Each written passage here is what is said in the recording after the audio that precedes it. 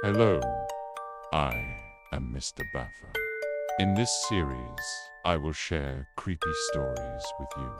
If you want to hear more, don't forget to subscribe to my channel. Enjoy.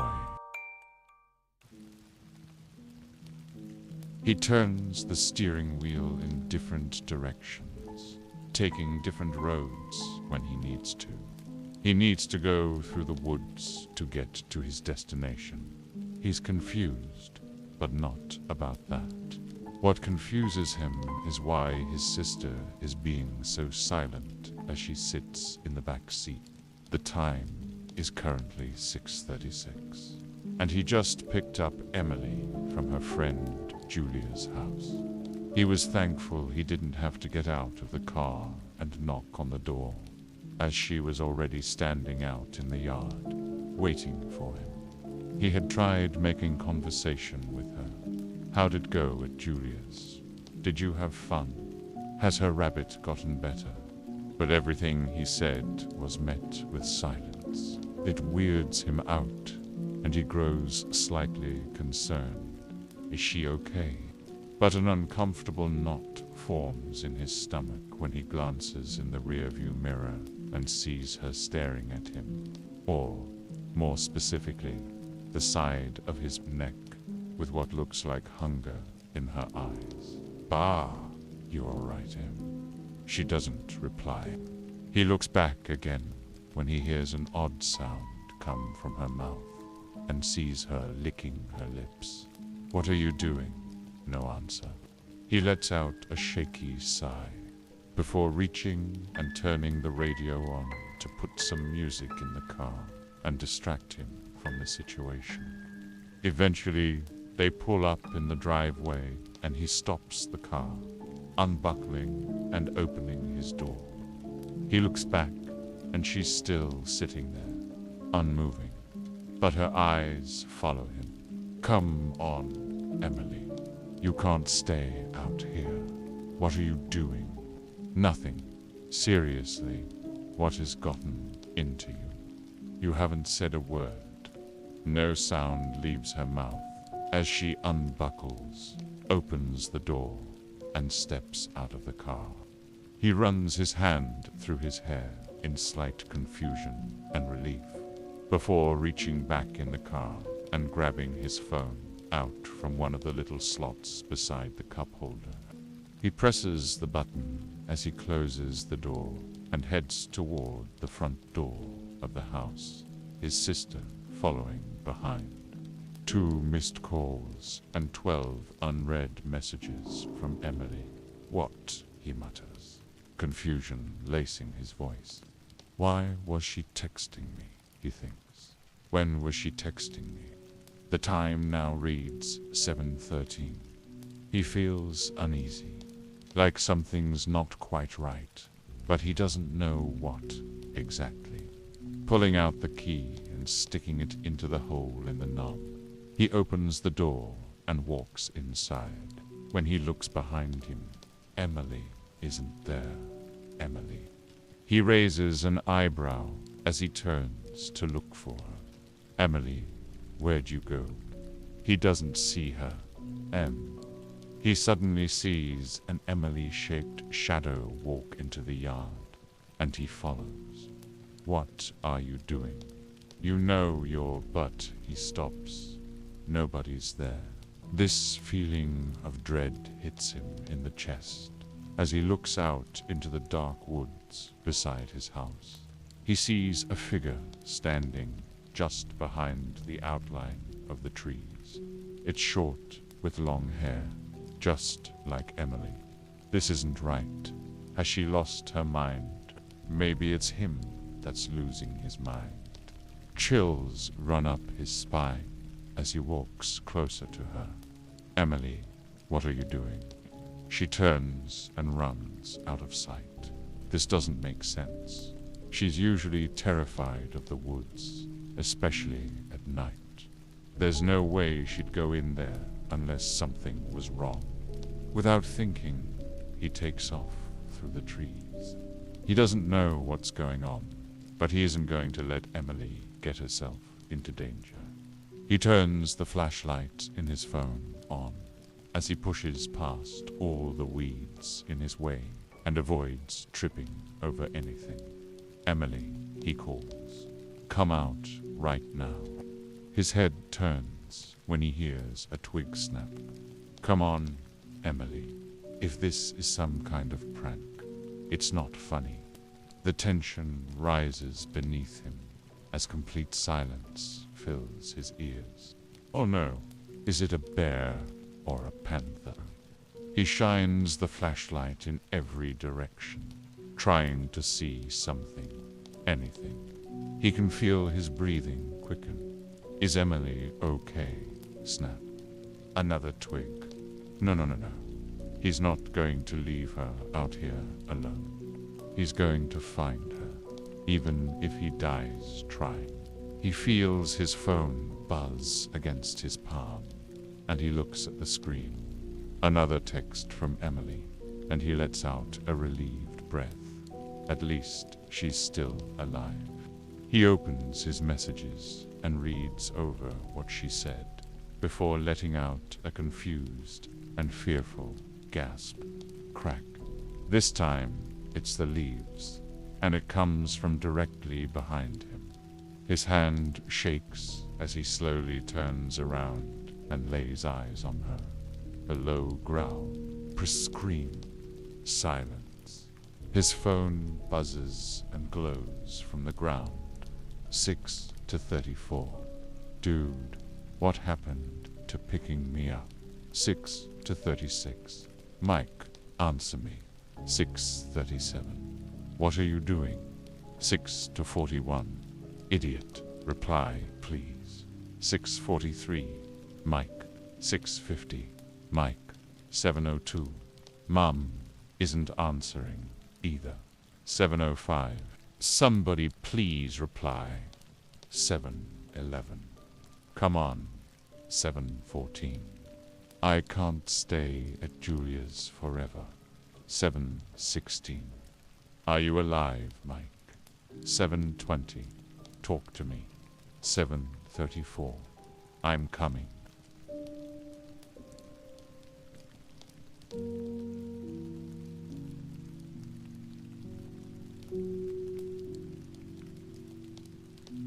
The roaring 20s became a different time for all of America as the economy took a massive plummet. The Depression sank about every industry like a stone, and families of every class felt the impact. Throughout the Hoovervilles set up around Riverbend, there was one man who seemed prosperous despite it all. A master manipulator with creative ways to collect his debts. Carter Bale was a moonshiner who specialized in his craft. He was a savior to the working man and the devil to the preachers in town, providing some of the finest corn liquor in the area. If he wasn't using his silver tongue to work his way out of a jam, he was never afraid to get his hands dirty when money was involved. And many drunkards knew not to mess around with Carter unless you could pay, being the entrepreneur he was. Carter had several stills cleverly camouflaged from the law, and at night you could see the wisps of smoke haunting the night sky as he concocted his brew. One day, as Carter was collecting his debts in town, a red-faced woman burst down the dirt road as if fired from a gun. With tears of rage streaming down her face, she screamed for Carter to reveal himself to her. As he walked out into the open, she stormed over to him, whilst rearing her hand back, and slapped him with all her might. My boy'll never see again because of you. He wandered off into the woods last night, and came home smelling like an oil lamp. She exclaimed, Well, man, it seems to me like you ought to be watching your young'un a bit closer. It's a shame he won't get to watch nothing ever again, cause of you. He yelled as he spit at her feet. Carter Bale, You may have the rest of these folks fooled round here, but I know you're nothing but a scheming thief. Your days are numbered, selling gut-rot liquor on this earth. You mark my words." She screamed as she reached for his head and ripped out several pieces of hair. Although bewildered, he didn't think much of her actions aside and thought it to be a woman's scorn. Besides, he had more important matters to attend to. Later that night, he went into the woods to tend to his stills. There were 3 spread out strategically. He would only run 2 at a time and leave 1 on reserve in case Johnny Law happened to stumble onto one of his hiding spots. A wise businessman will always have a backup plan. As he stoked the flames for the boiler, he thought about the frantic woman. There was a sense of guilt that began to overcome him.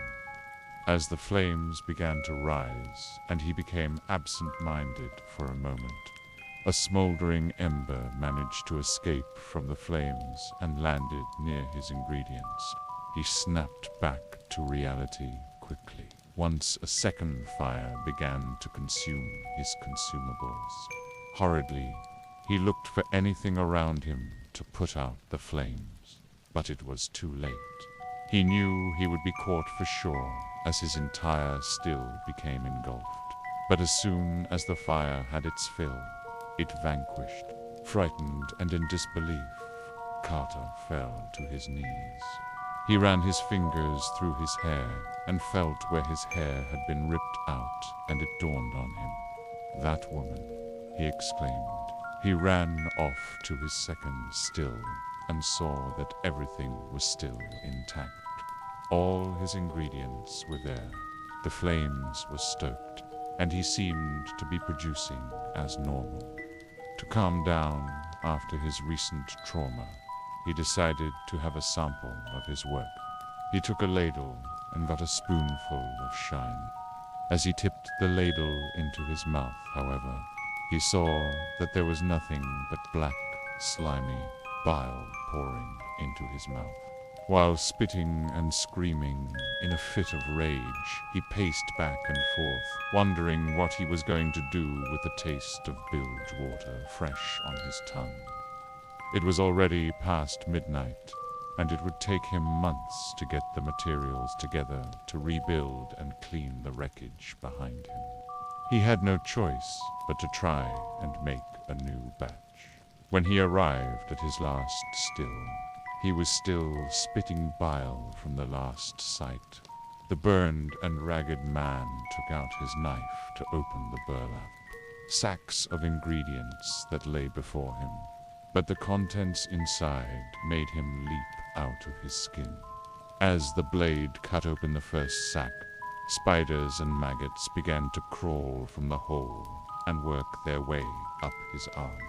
Swatting them away, he hurriedly backed away and bumped into a small figure. "Hi, Carter," said a female voice from under a dark cloak. "It's you," he screamed while waving his knife. "Stay away from me. I'll gut you. Now, there's no need for all that," she said as she waved her hand at him, which flung the knife into the woods under sticks and debris. "You know, Carter, I got to thinking about what you said about my boy not being able to watch anything again. It really is a shame," she said as she began to walk towards him. "A mother's job is to always protect and provide for her son. Dear God, lady, what are you gonna do to me?" he cried, trembling with tears in his eyes. "I'm gonna give back what you took from him," she shrieked into the night as red began to glow from her eyes. The wind picked up in a howl, and leaves began to swirl in a whirlwind, creating a vortex so loud that the whole town grew deaf for a moment. And then there was silence. In the moonlight, There was stillness so peaceful that even a church mouse couldn't be bothered. The following day, Carter Bale was nowhere to be found. They checked his shack, the woods, and even with some of his debtors, and no one had seen or heard from him. Rumor had it that he decided to skip town on a train car headed south to try his hand at flavoring his moonshine. But before long, he became a distant memory, soon to be forgotten by many. There was, however, a little boy who miraculously regained his sight after going blind. He lived a happy and normal life, as most little boys do. But when his mother was asked about her thoughts on the miracle, she stated that it was nothing short of an answer to prayer, just as if he had received a brand new pair of eyes.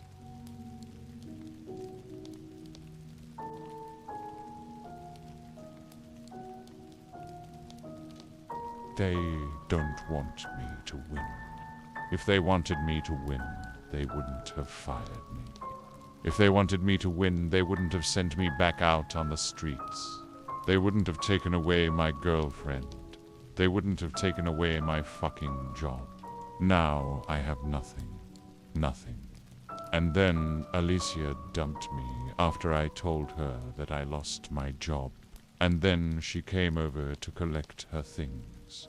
Told me that she didn't want my grubby hands all over her cat and her clothes, and the framed pictures of all of the memories that we made together. She wanted all of it. She wanted all that shit for herself. But I didn't want to let her have it. I'm entitled to half of the things that we've made together, right? That's half of my shit. I'm entitled to every single laugh, every single smile, every single kiss, every single fuck.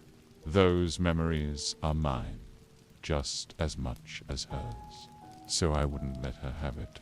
We fought over a picture of us standing in front of a Ferris wheel down in Macy Park when the carnival came 2 years ago.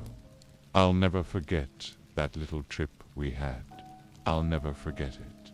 That was where she told me she loved me, right after we took the picture. I had some geezer take the picture for us. Some old man with black glasses and grey hair slicked back towards the back of his neck.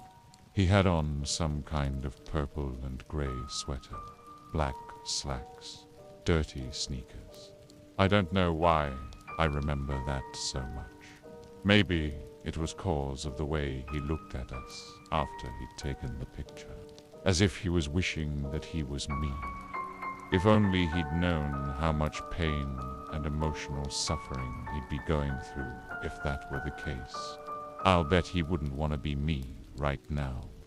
Not as I'm driving down the highway with Alicia in my fucking trunk. I gave her a broken eye. I know it's broken because it started swelling right after I hit her. I didn't want to do it. I didn't want to hit her, but she got so loud with me. She started calling me names, started clawing at my face as I tried to yank that picture out of her hand. I yanked it so hard that she fell forward and smacked her head on my knee.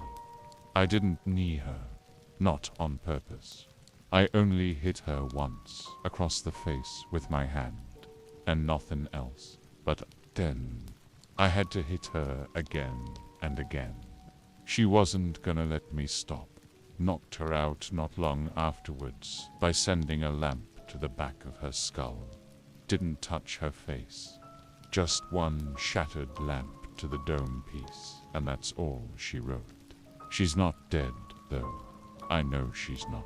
I can hear her bumping around in the trunk back there, trying to put a dent in the ass of my little Acura. It's not gonna work. I don't know what I'm gonna do with her yet, but it's not like I have anything to lose. That job was all I had. She was all I had. I have no family, no friends, no nothing. I needed that job to fund my second life. I needed that job to help me get to where I wanted to get. But now it's all gone. Shattered. All of those dreams that I had just pissed down the drain. I was gonna take her with me. I was gonna take you with me. We were gonna go straight to the top. Doesn't matter that you had a coke problem. Doesn't matter that you liked to party more than a politician on his birthday in Russia. I was gonna give you everything, Alicia. Everything. But then they fucked it up. And you fucked it up by abandoning me. By giving up on me when everything started crashing down. All you had to do was tell me that it was gonna be okay. That we'd be able to work it out together. That we'd be able to fix everything. That the sun was still gonna shine on us. That not all was lost. But you couldn't do that. Now, how can I be with a woman like that? How could I ever be with a woman who wasn't gonna stand by my side? Behind every great man is a fantastic woman. Isn't that right? I haven't decided what I'm gonna do to her yet. I was thinking that I'd just drive the car out into the ocean and climb out of it before it sank, leaving her to suffocate in the trunk, all alone, like she was gonna leave me. An eye for an eye, right? Or maybe I'd just take her out into the countryside somewhere and put 2 bullets in her head. I brought the pistol, the one she bought me for my birthday, the one that feels like a lifetime ago. Why does life do this to people like me? Why does life end up feeling like it's uncontrollable sometimes? That no matter how hard you try, no matter how hard you work, it's all for nothing. I asked myself that sometimes. I asked myself that sometimes in the past. Why am I working so hard? Why am I working so hard just to get nothing out of it? But I stuck it through. I stuck it through with that job. For us, for me, and for you, Alicia. And then they let me go.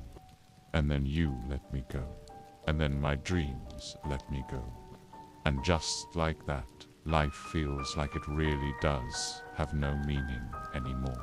The highway's not too busy, which is funny, because it feels like I'm driving down some endless road, as if I'm going nowhere. But I'll get somewhere eventually.